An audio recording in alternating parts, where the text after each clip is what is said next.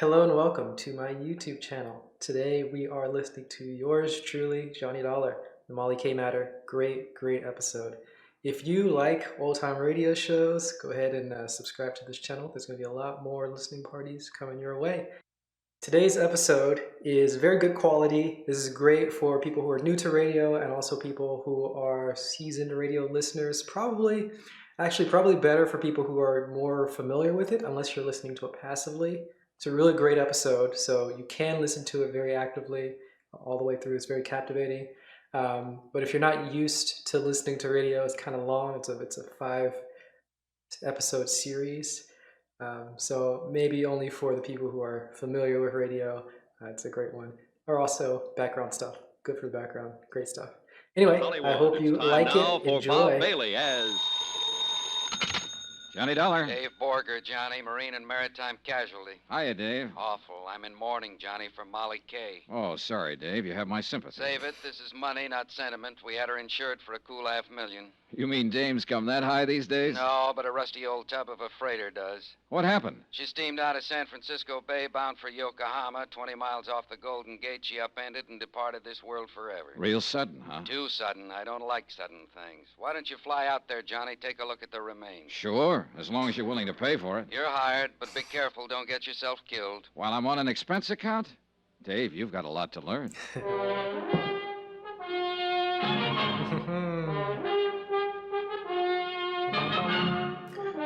Tonight and every weekday night, Bob Bailey in the transcribed adventures of the man with the action-packed expense account, America's fabulous freelance insurance investigator. Yours truly, Johnny Dollar. Every weekday night. But we're doing it all tonight, right now. 5 episodes, 1 hour. Expense account submitted by Special Investigator Johnny Dollar to the Home Office, Marine and Maritime Casualty Limited, Hartford, Connecticut. The following is an accounting of my expenditures during the investigation of the Molly K matter. Item 1, $164.50, plane fare and incidentals, Hartford to San Francisco.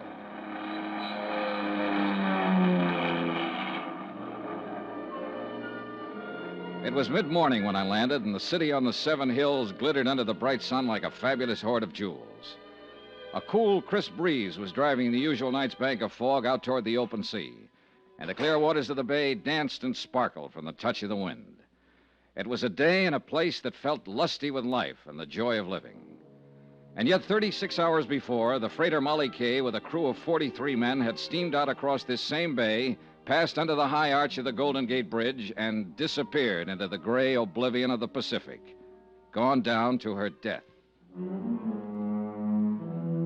Item 2, $1.55, local transportation. Limousine to my hotel, where I barely had time to check in, then a taxi down to the foot of Market Street, where Harbor Master Tim O'Rourke, a grizzled old veteran of the port, was about to preside at a preliminary board of inquiry in the ferry building.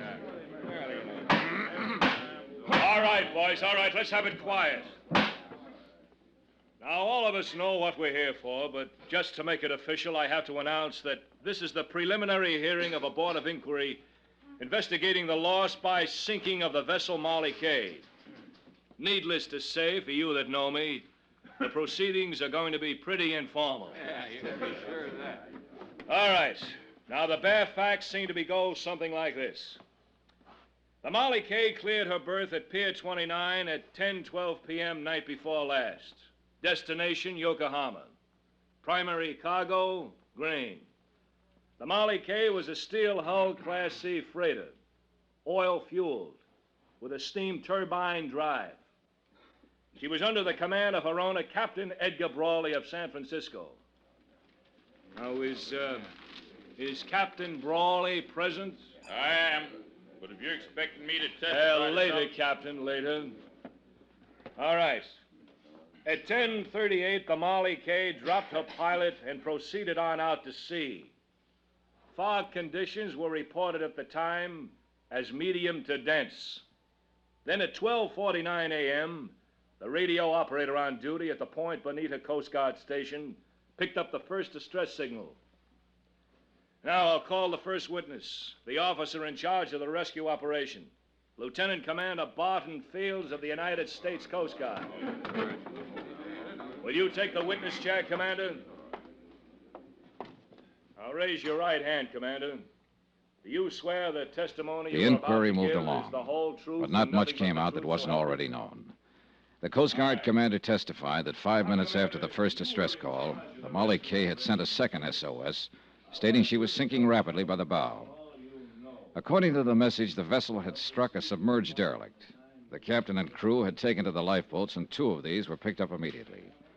A third boat, missed in the heavy fog, made shore and beached under its own efforts. Now, according to this report, 2 men, William Mack, machinist, and Benny Wong, steward, are still missing. Now, further search has now been abandoned, and these men are presumed to be dead. I think that's all, Commander. Thank you. Now, will radio operator G.A. Beck take the witness chair?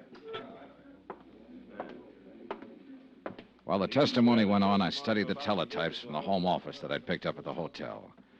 Again, nothing much that wasn't already known, with a few exceptions. A stray fact or 2, a couple of odd details, nothing else. But the seeds of suspicion are pretty small, and if they're kept well watered, sometimes they grow up into nice, tall, blooming hunch plants. Then Chairman O'Rourke called the witness I was most interested in. Will Captain Edgar Brawley please take the chair? The man who stood to collect $500,000 if the sinking was legitimate. But I was pretty sure it wasn't. Raise your right hand, Captain. Do you swear that the testimony you are about to give is the whole truth and nothing but the truth? I do. You can sit down. He was a man about 50, maybe older, but he had the body of a young bull. Hard, stubborn, belligerent. He figured to be a tough lad to tangle with in court or on the deck of a ship. Now, Captain, will you tell us what happened in your own words? Starting where? From the time you dropped the pilot. Unless something happened earlier that might have some bearing on this case. There wasn't nothing happened earlier or later that got any bearing on it. We hit a submerged derelict, that's all. Now, what more do you want to know? Your story, Captain. Just for the record. Be no different from what you've already heard from all the rest of them here. This is an official board of inquiry, Captain, whether you like it or not. I'll be the judge of what's important and what isn't. Yes, sir. Well, after we dropped the pilot, I set a course north 77 west, aimed to bring us into the main shipping lane by daybreak. Then I assigned the watches, had the deck gear stowed away, opened the trip log, got ready to settle down for the night's run.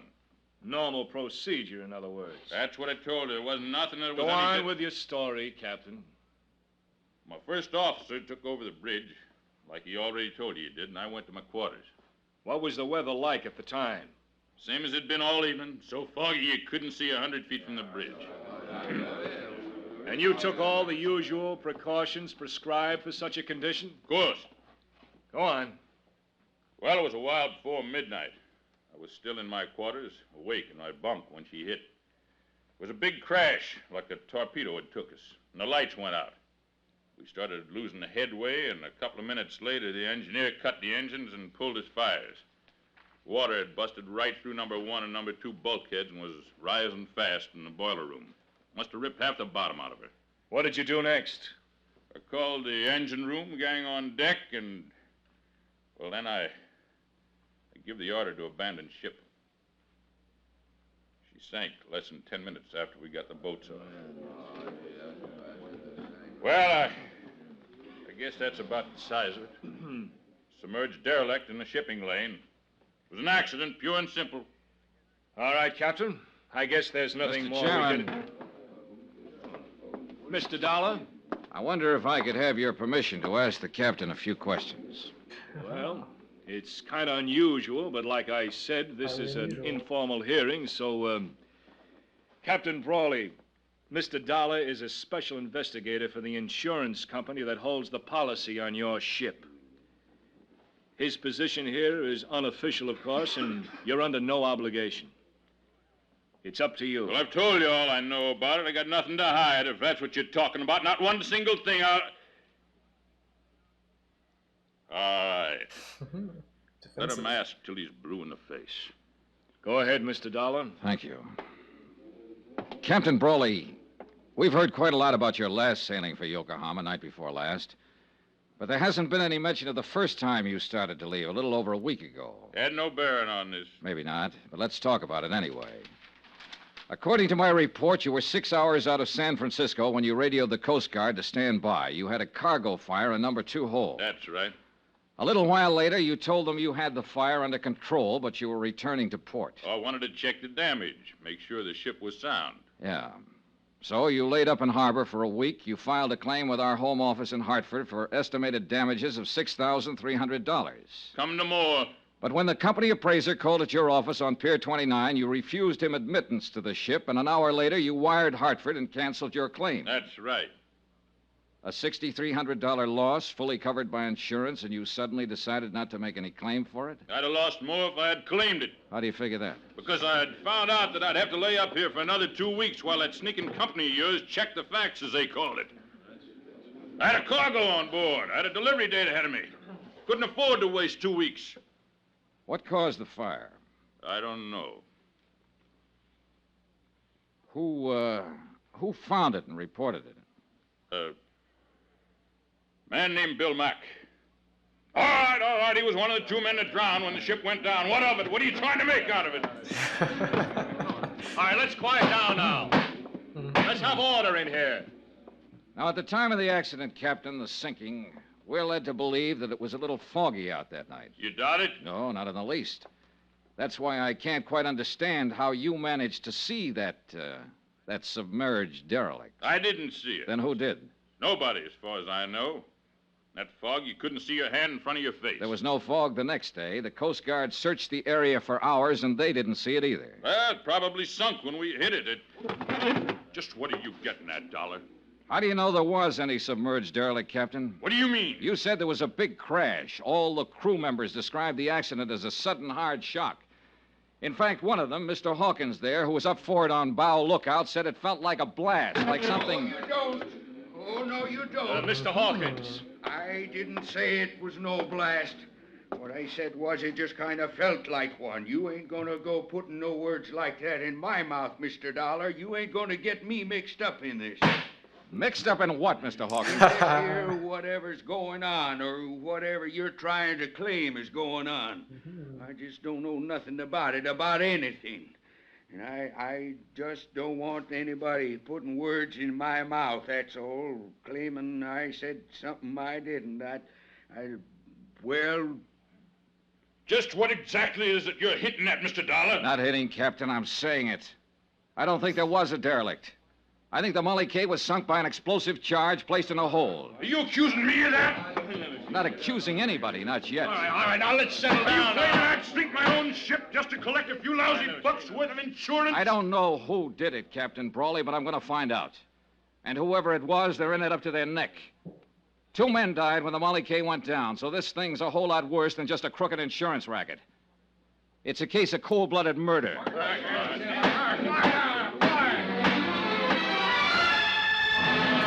Very direct.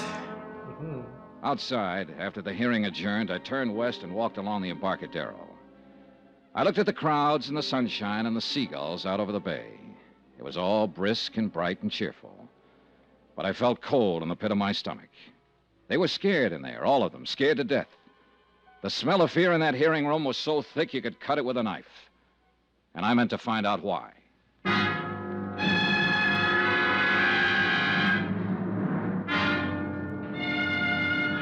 Very interesting. Why? Why are they more afraid? Are they all in on it? Now, here's our star, Bob Bailey, to tell you about tomorrow's episode of this story. Thanks. Tomorrow night, a strange girl and a strange threat. And a promise that's stranger than both. Join us, won't you? Yours truly, Johnny Dollar.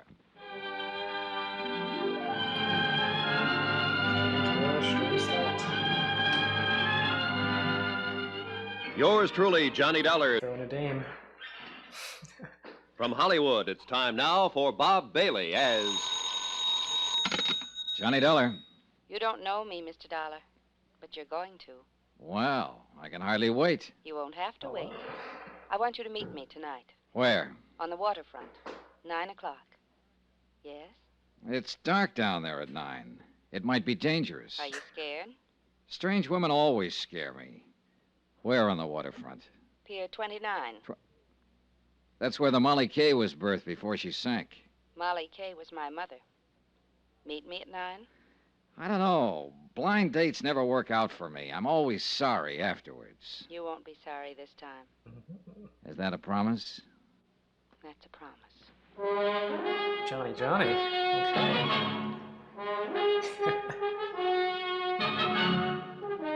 Tonight and every weekday night, Bob Bailey in the transcribed adventures of the man with the action-packed expense account, America's fabulous freelance insurance investigator. Yours truly, Johnny Dollar.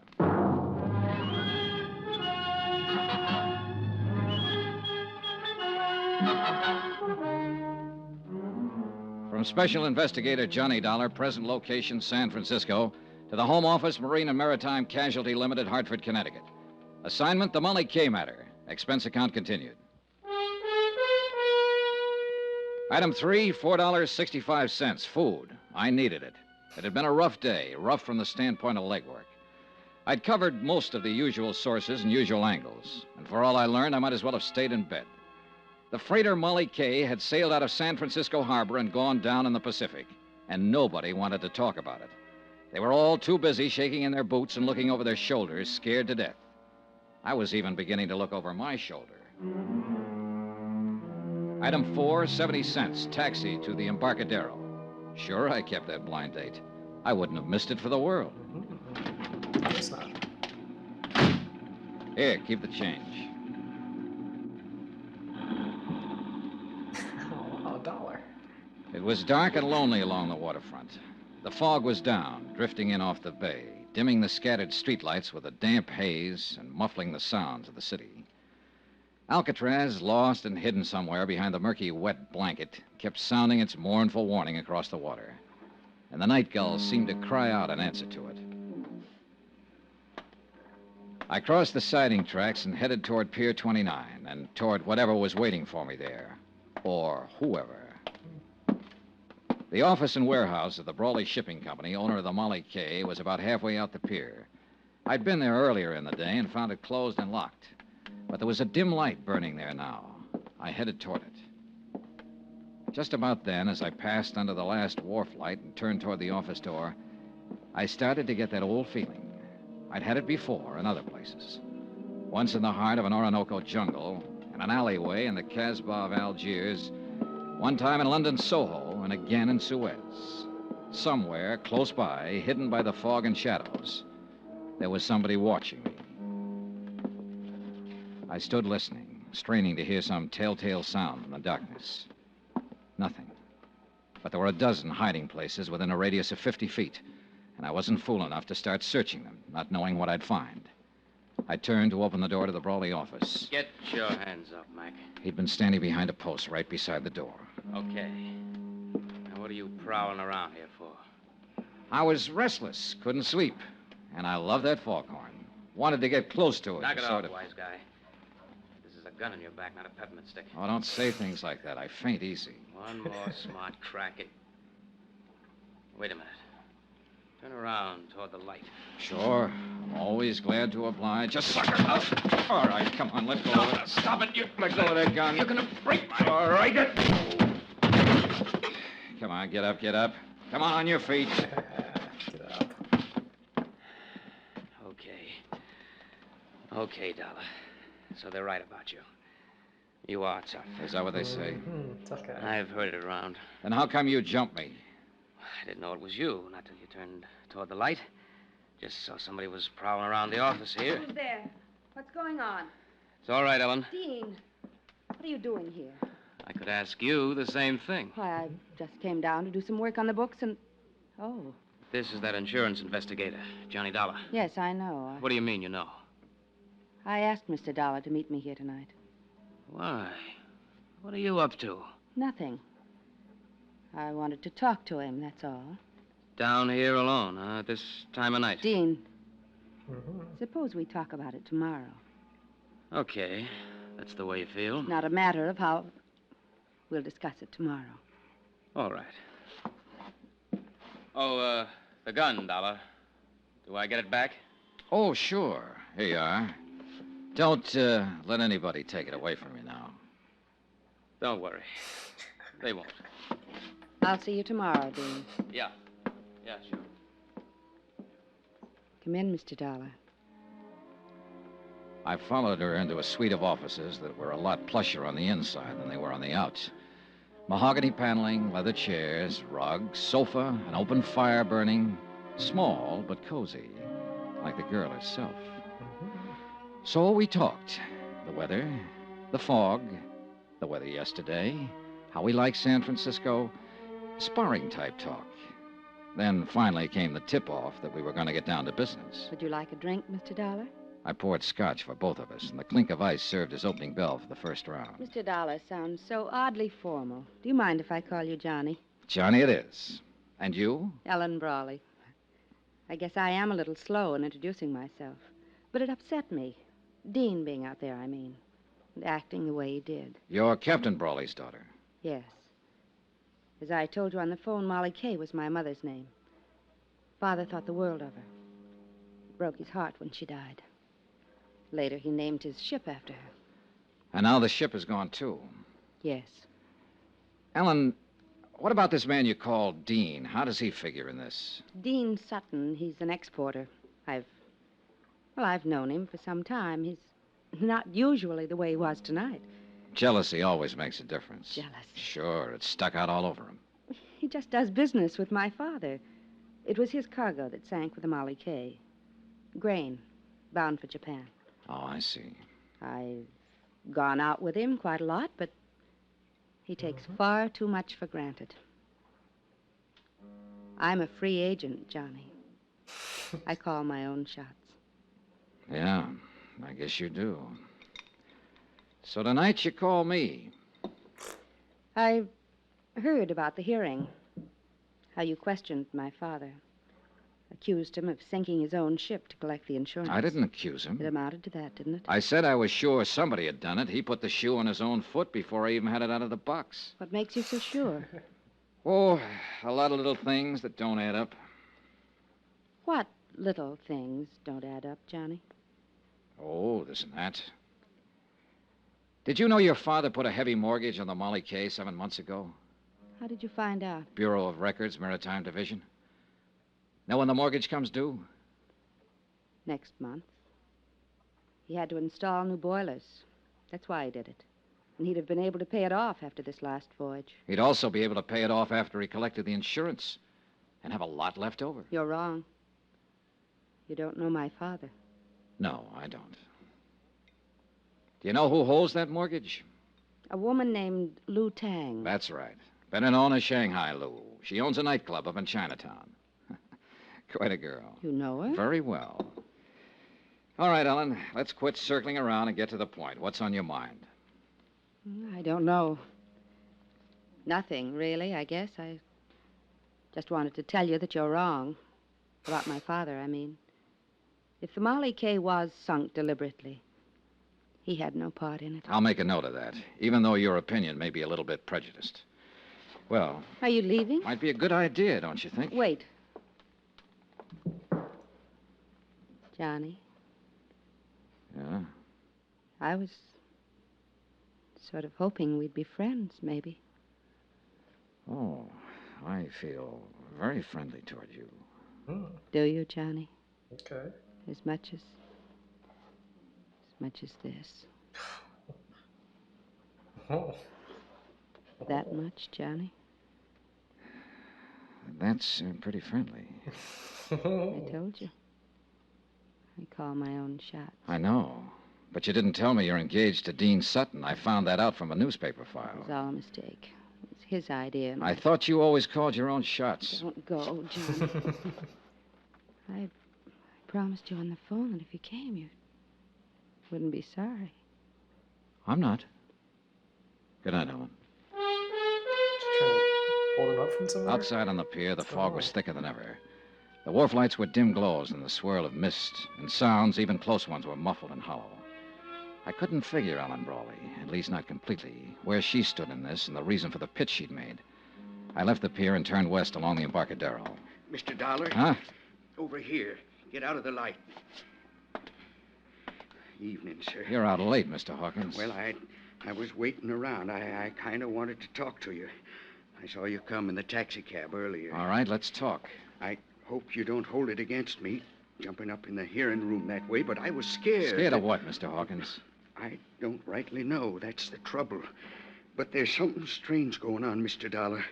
And it ain't safe for a man to let on he notices. The whole crew feels the same way. That's why they ain't talking about it. About what? Things that's happened, things that ain't been brought out yet. And I wouldn't be talking neither if Bill Mack hadn't been a mighty good friend of mine. Bill Mack. He was one of the 2 men who went down with the ship. That he did. May he rest in peace. But you're wrong, Mr. Dollar. There wasn't 2 men. Bill was the only one. What? That Chinese steward, Benny Wong, he didn't drown. He was in that lifeboat that got to shore. Then the men in the boat knew it. Why didn't they say so? Well, they was scared to. He disappeared later, and they was all scared to say anything. I don't know what's happened to him since... Here, back of this wall. Keep your head down. I crouched behind the concrete tide wall, my gun drawn, and peered into the darkness, trying to catch some sign of movement behind the blanket of fog, listening for some faint sound that might be the giveaway. Nothing.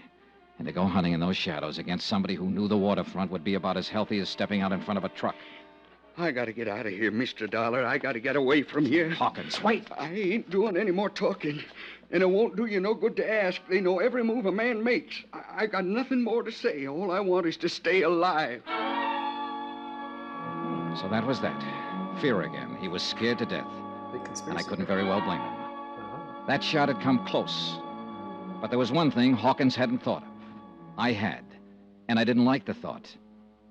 That bullet might not have been meant for him. It could have been aimed at me. Ooh.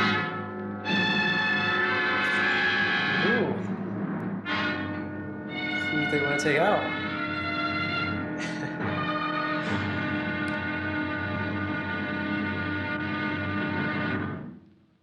Now, here's our star, Bob Bailey, to tell you about tomorrow's episode of this story. Thanks.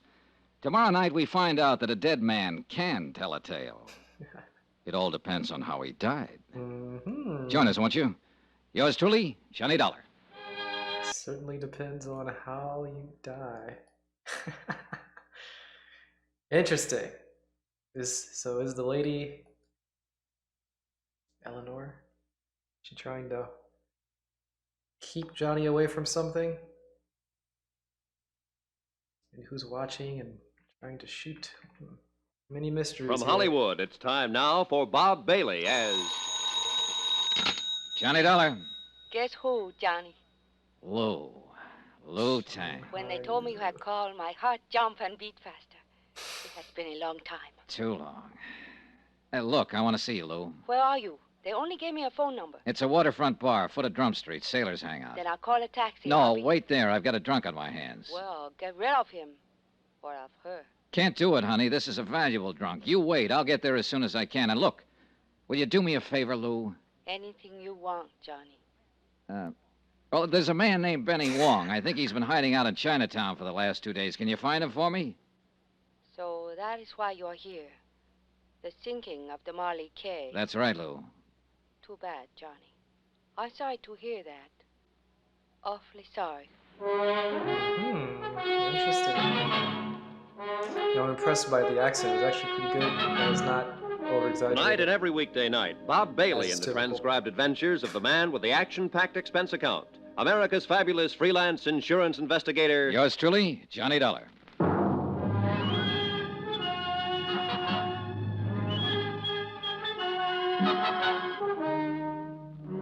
From Special Investigator Johnny Dollar, location San Francisco, to the Home Office, Marine and Maritime Casualty Limited, Hartford, Connecticut. Assignment, the Molly K matter. Expense account continued. Item 5, $11 even. Drinks. Consumed by one Josiah Hawkins, able-bodied seaman. Last berth, ship's carpenter on the freighter Molly K. And Hawkins was scared half to death. So the fear worked against the liquor, and the drinks weren't doing much good. Who was you talking to on the phone? A friend. You say anything about me? About me being with you? Nope. How about another drink, Mr. Hawkins? I had enough. What's the name of your friend, Mr. Dollar? Oh, you wouldn't know her. Just a girl I know here in town. Oh, a girl. Mr. Hawkins, did Bill Mack have a girl? Yes, he got himself engaged to a girl. I know what you're aiming at, Mr. Dollar. You're trying to play on my sympathy. He was your friend. That he was. One of the best. And now he's dead. Drowned in the Pacific when the Molly K went down. Whoever sank her is responsible for his death. You can help me if you would. It wouldn't bring him back. And I gotta think of myself. You're in more danger before you talk than you'd be afterwards. The whole idea is to keep you from talking. Huh? Sure, there's sense in that, all right. Somebody shot at you out there on the docks, tried to kill you. You'll never be safe as long as they're running loose. Well, Mr. Hawkins? The Molly K was sunk deliberate. We're sure of that, all of us that was aboard her. Things just wasn't right even before it happened. What things? Well, that fire, for one, 10 days ago, the first time we started out for Yokohama. Bill Mack was the one that discovered it. Did Mack think the fire had been set? That he did. He told the captain that. And you know what happened, Mr. Dollar? What happened? Captain Brawley knocked him down the bridge ladder. Told him to keep his mouth shut and not go around spreading wild rumors. All right. The second time you sailed, what happened? Well, as soon as we cleared the gate and headed out to sea, Bill and me was on watch. He had me cover for him while he sneaked down in the hold to see what he could find out. He still hadn't come back when it happened. I think you was right, Mr. Dollar, what you said at the hearing. What do you mean? We didn't hit no derelict. An explosion, that's what it was. In the bottom of the forward hold somewheres. I was on the bow deck right above it when it happened. What about that Chinese steward? The one who got ashore and then disappeared.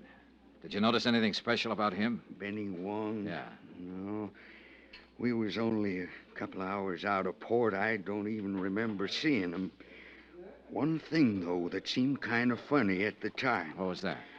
The first mate done all the hiring for this trip, same as always, just one exception. Benny Wong was hired on by Captain Brawley himself. Uh-huh. And something else, Mr. Dollar. About Bill Mack being drowned. You was wrong about that. Bill Mack is alive? No, he was dead before the Molly K ever sunk. What? I went looking for him as soon as it happened. And I found him down on the lower boat deck, lying in a pool of blood. Somebody'd cut his throat. I'll have another drink now. I sat there looking at him across the table, not saying anything. There was nothing I could say. Bill Mack had been his friend. I thought over what he just told me, tried to fit it in with what I already knew. It didn't add up to an answer yet, not quite, but it was close, and it was getting closer all the time. Mr. Dollar, it's him. Huh? Captain Brawley over there. He just come in. Yeah, he's seen us, too. He's coming over this way. I gotta get out of here. Sit down, Mr. Hawkins. He won't start anything. You don't know him. You don't know how he is when he gets mad. No, but it looks like I'm going to find out. Well, Hawkins, seems like you're not very particular about the company you keep. Neither am I, Captain. Pull up a chair. What are you up to, Dollar? Offering him a bribe to testify against me? Don't need to. There's enough against you already. Yeah, there will be, more than likely, when you and them smart company lawyers get through. You insurance people are all alike. You're right there to collect when it's due you, but you squirm when it comes to paying off. Well, now, that depends on the circumstances, Captain, and in this case, well, I wouldn't go spending that money yet if I were you. That's what you've been telling them, huh? When I've got anything to tell, I'll tell it to the court. Yeah, along with anybody else you can turn against me. Like my own daughter, for instance. She even sneaked around and tried to turn her against me. Not that that took much doing. And Dean Sutton, owner of the cargo. But there's a limit to what a man will take, Dollar. And I took enough already. Now, you better quit pushing me. I'm warning you. Are you? Well, take your warning and stick it where it'll do the most good. You've been trying to block every attempt I've made to get to the bottom of this thing. You've dragged your feet every step of the way deliberately. Dollar, nobody talks to me like that. Then it's time somebody did. I think you're in this thing right up to your big fat neck. And if you are, I'm going to pin it on you. Not just for swindling. If you were behind the sinking of the Molly K, I'm going to see to it that you stand trial for murder, too. I warned you once. Look out, Mr. Dollar. Oh, no. Oh, all right, Captain. Learn it the hard way. Watch out, he's grabbing the bottle. Come and get it, Dollar! Sorry, the party's over right now.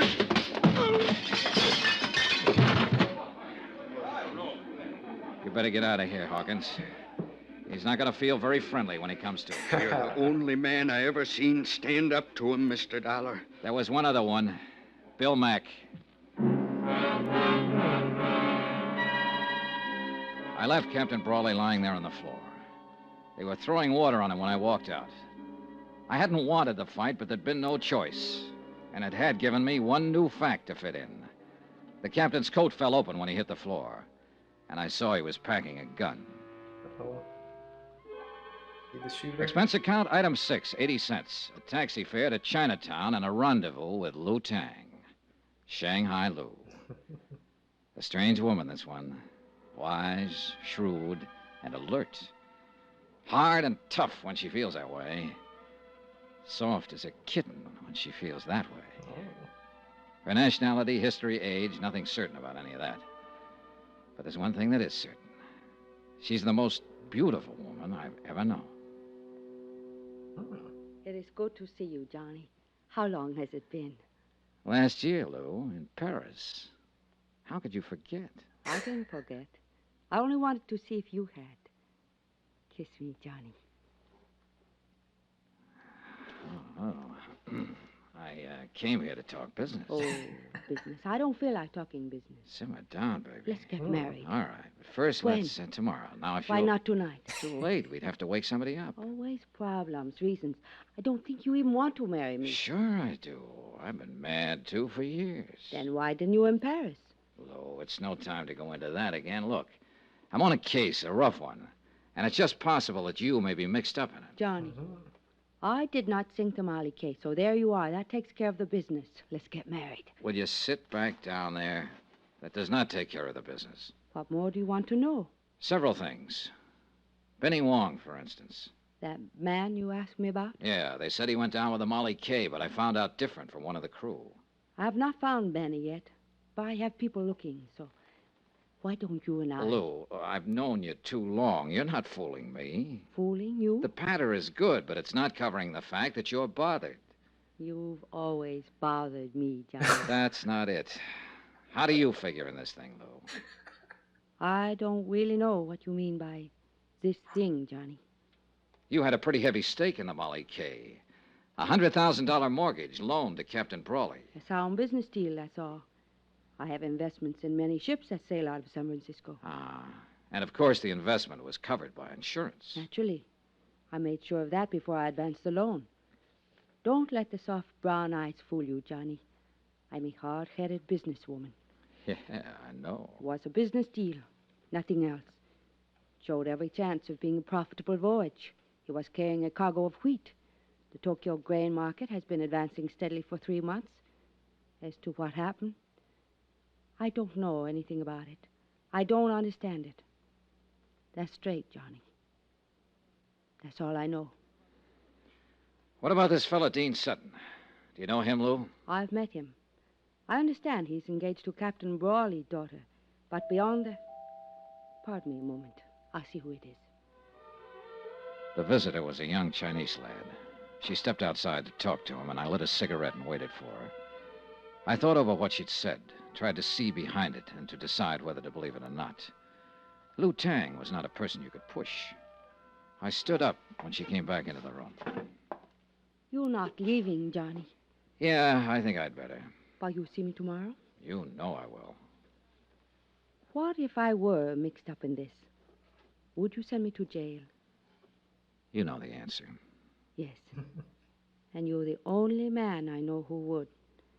I'd be gentle about it, though. I think you really would. You're sweet, Johnny. Awfully sweet. I'm a doll. I've made up my mind to take no part in this, to stay completely out of it. But I'm going to tell you something. What do you mean? That man who just came to the door, I've had him out looking for Benny Wong. Has he found him? Not yet. but he's found out something about him. Johnny, if the Molly K was sunk on purpose, how do you think it was done? By an explosion in the bottom of the fort hold. Benny Wong was a demolition sergeant during World War II. He's rather well known as an expert on explosives. Okay. That's good information right there.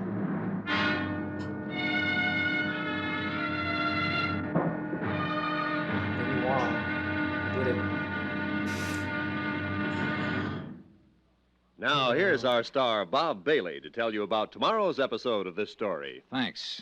Tomorrow night, a double cross, a double play, and a lovely girl forces the jealous sea to give up its dead. Join us, won't you? Yours truly, Johnny Dollar. Let's see. Wow. Love the double talk. From Hollywood, it's time now for Bob Bailey as Johnny Dollar. Hi, Johnny. Dan McKay, Harbor Police. Dan, I was planning to drop by and see you about the sinking of the Molly K, but I've been pretty busy since I got here. Yeah, so I've heard. Johnny, you're under arrest. What did I do? Park in a red zone, walk in the grass? I'm not kidding. I mean it. Oh, what's the charge? Now, let's see. Assault and battery, aggravated assault, assault with intent to do bodily injury. Hold it, Dan. That's enough. The bar You want fight? to know who signed it? I already know, That's practically an admission of guilt. You know that. but I've got witnesses. So is he. Huh? I think you'd better come down and talk about it. Or you'll send out the wagon, is that it? I'm serious, Johnny. All right, Dan, I'll be down. Don't go fighting people in bars. No good. Tonight and every weekday night, Bob Bailey in the transcribed adventures of the man with the action-packed expense account, America's fabulous freelance insurance investigator. Yours truly, Johnny Dollar.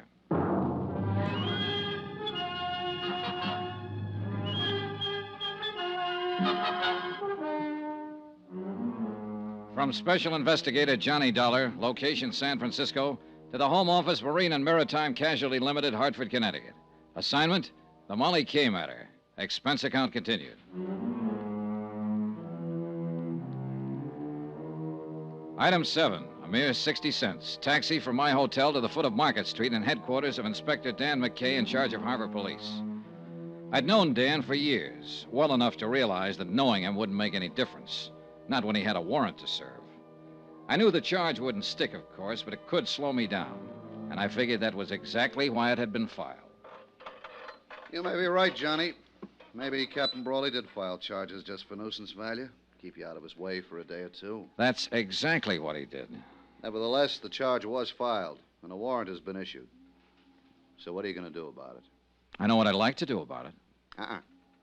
That's against the law, too. You know, you could be wrong, Johnny. Brawley may not be guilty of the Molly K sinking. I told you the whole story, Dan. The facts add up. What do you think? I think you've got an awful strong case, but it's still based on circumstantial evidence. Well, what else is there to base it on? The rest of the evidence is out past the harbor there, out beyond the Golden Gate, a mile below the surface of the Pacific. Yeah, I know. Most of the cases we handle here in the Harbor Division are like that. Well, then you can see the problem I'm up against. Yeah, I can see it all right. That's a big harbor out there, Johnny. Biggest natural harbor in the world. A lot of square miles of water. A lot of miles of shoreline.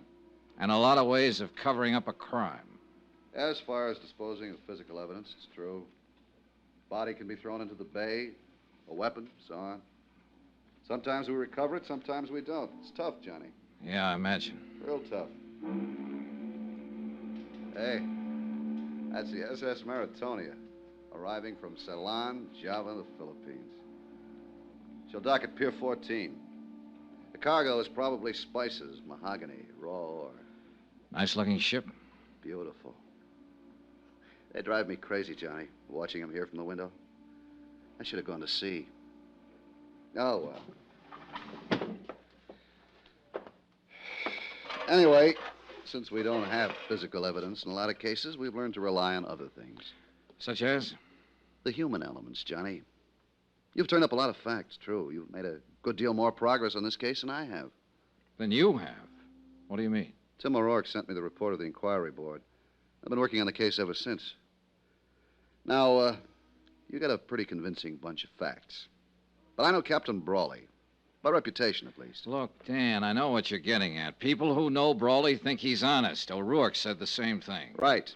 Tough, hard, violent temper, a slave driver, but not a crook. An honest man can get under pressure sometimes, get pushed beyond his depth. It happens every day. Yeah, but Johnny, even then, he reacts according to his pattern. Hey, here's what I'm getting at. That murder on board the Molly K just before she sank, you said Hawkins told you the man had been knifed. Now, I can see Brawley slugging somebody with fist, club, or bottle, or even shooting a man. But not a knife. It's not in his nature. That's what I mean by human elements. And you're right, Dan. I agree with you. I don't think it was Brawley who killed him. Here's the way I see it. Brawley was pressed for cash. The mortgage on his ship was due in 30 days. He was carrying that grain for Dean Sutton on a contingency basis. He might not make any money, or at least not enough. He was probably doing it as a favor to his daughter. She and Dean Sutton are engaged. Yeah, I know, So Johnny. the first time out, he tried setting that fire on board. It didn't work. One of the crew, Bill Mack, discovered it before it got started. The Molly K returned to port, and Brawley filed an insurance claim. Then he got scared off an investigation and withdrew it. That's all guesswork, Johnny. So far, his second attempt, he contacted an expert on explosives, Benny Wong. And Benny pulled off the job for him, blew the bottom out of the ship and sank it. And what about the knifing? Well, Bill Mack was suspicious. He was prowling around the hold and caught Benny in the act of setting the explosive. Benny killed him, figuring the sinking would cover for him. But by accident, Hawkins stumbled onto the body before the ship went down. Well, that adds up, Johnny. It's hard to argue with you. I just can't see a captain sinking his own ship. It's been done before. Yeah, I know. Not everybody feels about them the way you do, Dan. And $500,000 is a lot of money. That's true. But 25 years of command means a lot, too. Deep sense of responsibility. Integrity. Oh, pardon me. Inspector McKay. Oh, yeah. Just a moment. It's for you, Johnny. It was Lou Tang, Shanghai Lou. She'd called the hotel and found out where to reach me. For once, she didn't try to play games. She spoke briefly and straight to the point. And she told me what I wanted to know the most. When I hung up, I knew I was on the last lap. I had the case right in my hand. Well, what's up, Johnny? What is it? Dan, how would you like to come along and talk to the man who blew up the Molly K?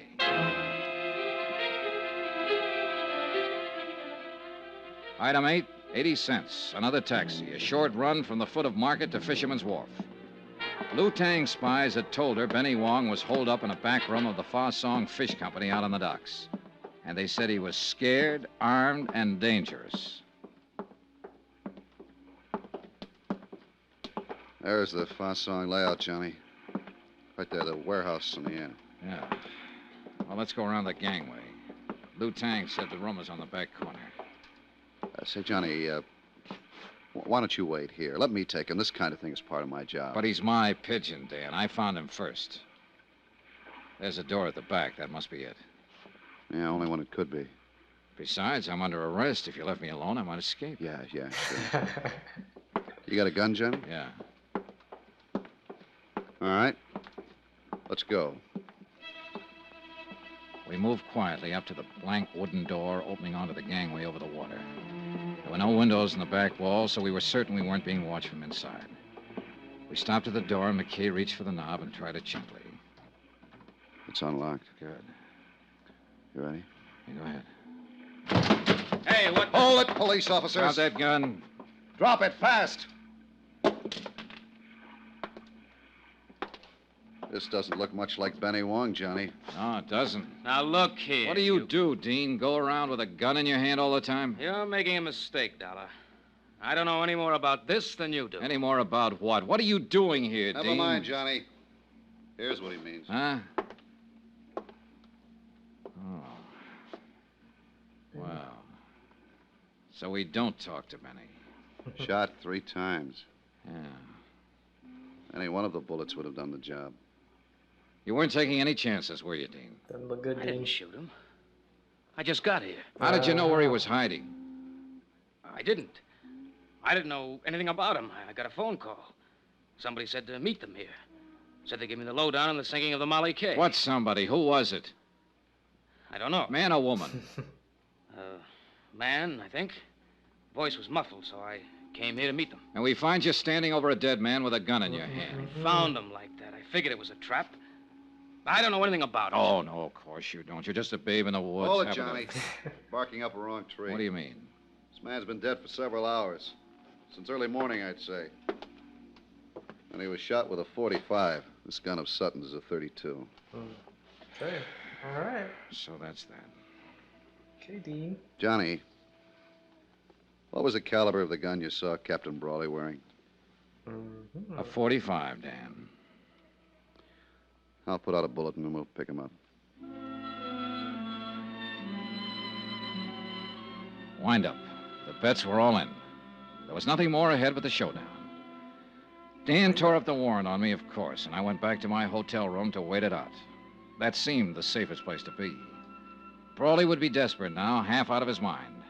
And of all the people he hated most, I was number one.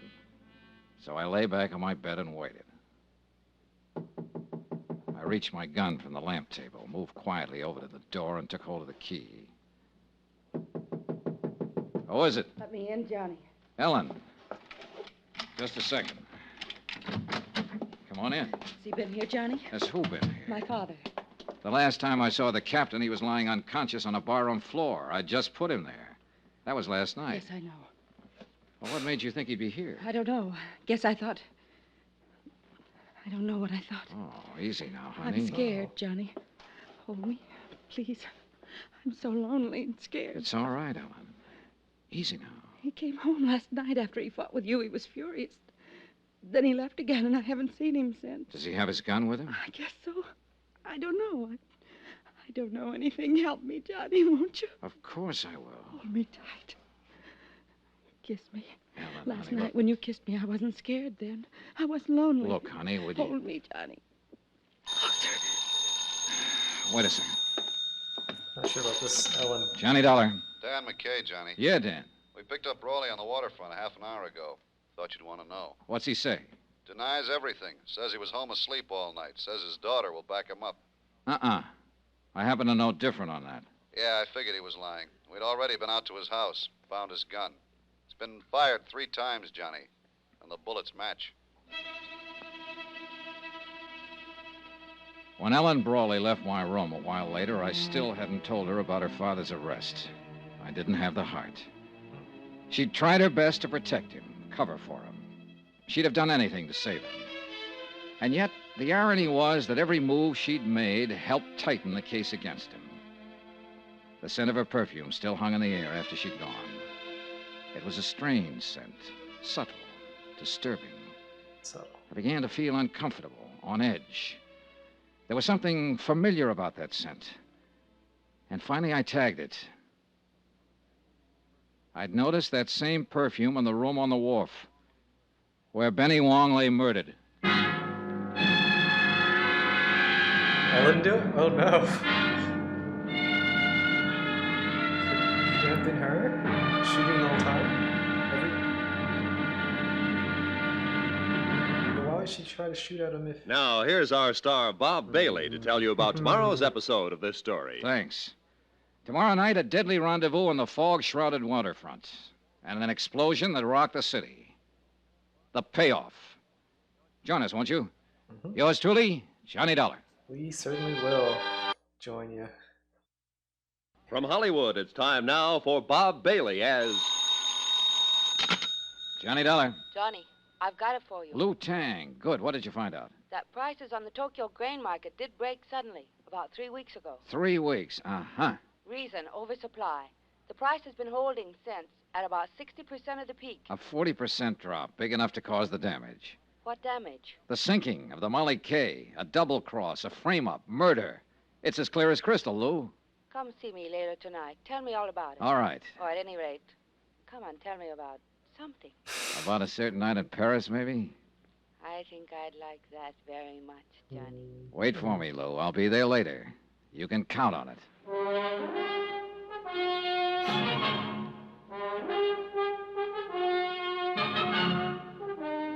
Tonight and every weekday night, Bob Bailey in the transcribed adventures of the man with the action-packed expense account, America's fabulous freelance insurance investigator. Yours truly, Johnny Dollar.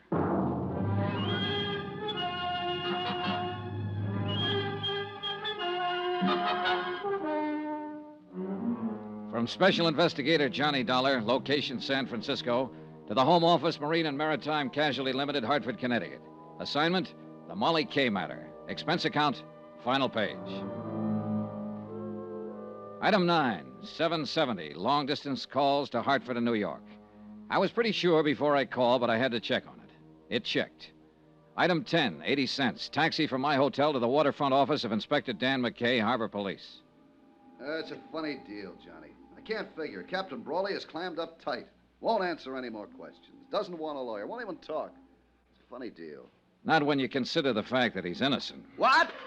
What you said? I know. I argued the opposite. I was wrong, Dan. What is it, Johnny? Just plain stubbornness? No, but that's what it is with Captain Brawley.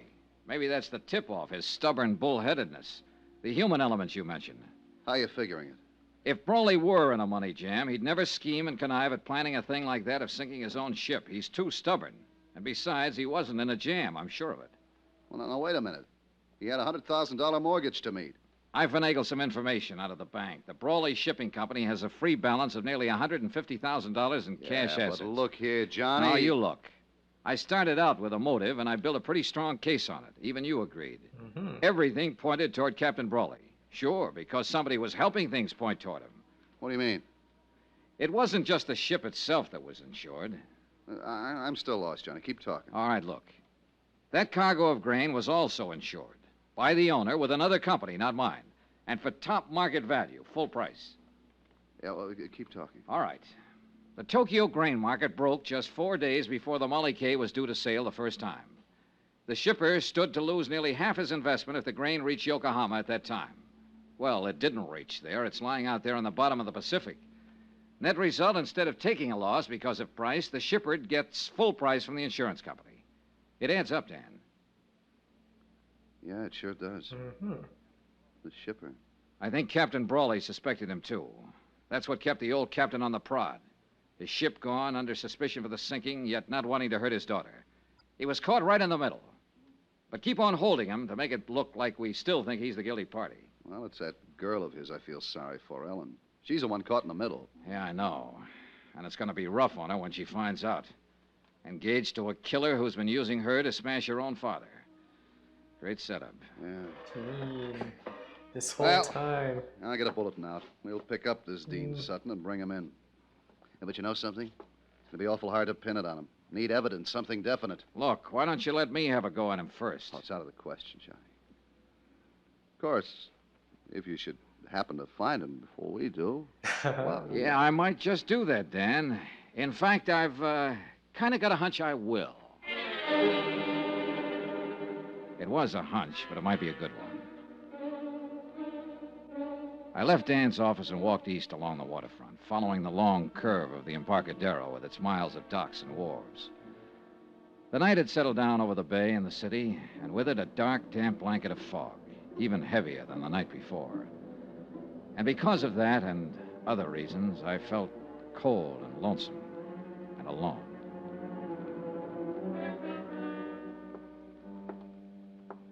I turned off the Embarcadero and walked out Pier 29. I was about 30 yards from the Brawley warehouse when I was suddenly brought up short.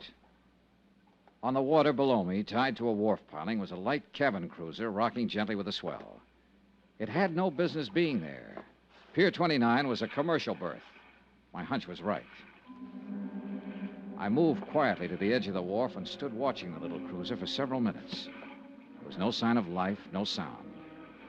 Finally, I climbed over the dock rail, down the wharf ladder, and stepped onto the deck. Still no sound, no movement. I moved over to the companionway door leading down below decks and reached out my hand for the latch. Then I stopped short, caught suddenly by a sharp feeling of danger. It wasn't a sense of being watched. It was deeper, more subtle, more vague. I tried to shake it off, reach again for the latch. Then the boat shifted slightly, and the dim glow from the wharf light overhead moved across the hatchway door. Inches in front of my face, I saw the glint of bare copper wires, all set to make contact if the door was open. One more move and I'd have been blown sky high. Mhm. That boat was booby-trapped. There was a light burning in the office of the Brawley Shipping Company. I knocked on the door, drew my gun, then I stepped back and waited. I leveled the gun on the door. Johnny. Are you alone, Ellen? Yes, of course. Come on, let's get inside. What is it, Johnny? Have you seen Dean Sutton tonight? I tried to find him, but I couldn't. My father's been arrested, charged with murder. Yeah, I know, honey. I came here to go over the company records to see if I could find something that might help him, anything. Ellen, Johnny, look. Look at this mess. Somebody's been here. Files dumped in the middle of the floor, papers all over the place. Yeah, looks like they're planning to start a bonfire. Say, tell me something, Ellen. Does Dean Sutton own a boat? Yes. Light cabin cruiser named the Piper. Why? It's tied up at the wharf. He's around here somewhere. Well, what of it? What do you mean? Your father didn't sink the Molly K. Dean Sutton did it. But he wasn't even on board. He didn't have to be. He hired an explosive expert named Benny Wong to do the job. He got your father to take Benny on as steward. That's the man they're accusing Father of murdering. Dean is the one who did it, using your father's gun. But why? To collect the insurance on that cargo of grain. Oh, look, I know it's a rough deal, honey, and I know how you feel. But I guess your best bet is to chalk it up to experience. At least your father's in the clear now. I think I sensed it, Johnny. That something was wrong with Dean. Chalk Badly it up wrong. to experience. Oh, no. I guess that's why I felt like turning to you instead of him. Why I still feel that way. I think I'm going to cry. Then cry. Cry it out and get it over with. Come here, Ellen. I held her close and tried to comfort her. She pressed her face against my chest and whimpered like a hurt kid. I kept stroking her hair, breathing in the scent of her perfume. Perfume. The same perfume that had hung in the air of the room where Benny Wong was killed. The pieces shifted, fell into place again. The puzzle was finally solved, but too late. Because I could feel the muzzle of the gun she was pressing against my side. Easy now, Johnny. Turn around slow and get your hands up. Oh, never listen to the The tears. idea. Crocodile Now stay that tears. way. I'm a dead shot, Johnny. If you doubt it, ask Benny Wong.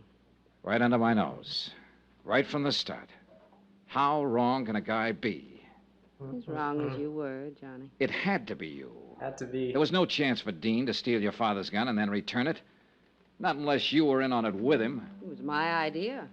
Dean's too weak to plan a thing like that. He has to be propped up and pushed. And you're just the girl to do it. You ought to know. Yeah, I do now. It's too bad. I like the way you kiss. Any chance of working something out, Johnny? Or are you too honest? So that's it. The next step is to get rid of Dean. And you've already got the trap set. Not yet, but I'll think of something. I'm clever, Johnny. Don't you think so? I heard footsteps coming along the wharf. Dean Sutton. I had only seconds to think of something, so I took a chance, edged back against the wall, inched over closer to the door. That's far enough. Don't push your luck. There's Dean coming now. He went after some gasoline. We're going to build a nice warm fire, and you're going to have a ringside seat. Come on in, Dean. We've got a visitor. Dollar. What do you know? So you walked right into it. Just like a The couple. chance paid off. He walked between us, blocked Ellen's line of fire, and I jumped him. I grabbed him around the neck, held him as a shield, dragged him back out through the door, out to the wharf.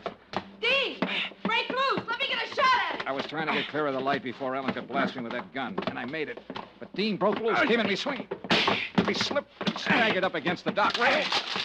The railing broke, split in two, and we went over the side. We struggled back up to the surface. Dean's hands were clenched on my throat, and I couldn't break his grip. Ellen started firing from the wharf above us, not knowing who she'd hit and not caring. I took a deep breath and dragged Dean under the surface. But his hands were still on my throat, and I couldn't break loose.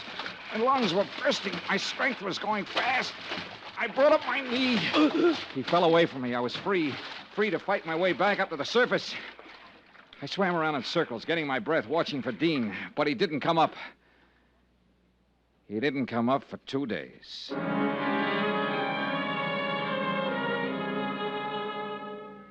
When I climbed up the ladder onto the wharf, Ellen was nowhere in sight. I heard somebody running toward me. Saw the flashing red light back at the land end of the pier, and I knew why she'd left. Dan McKay and his boys. Johnny! Johnny! Hey, over here, Dan. Are you all right, Johnny? Yeah, I'm all right. Do you see Ellen Brawley? Well, some girl ran up the wharf there toward that cruiser. That boat's got a booby trap on it. Come on, Dan. All right. What's she doing here? She was in on it, too. Dean's in the water, drowned, I guess. Look, there she is, climbing down off the wharf. Ellen, stop. She's on the cruiser. No. Ellen! She's gonna try... Look out! Get down! Flat on your face. If she opens that hatch...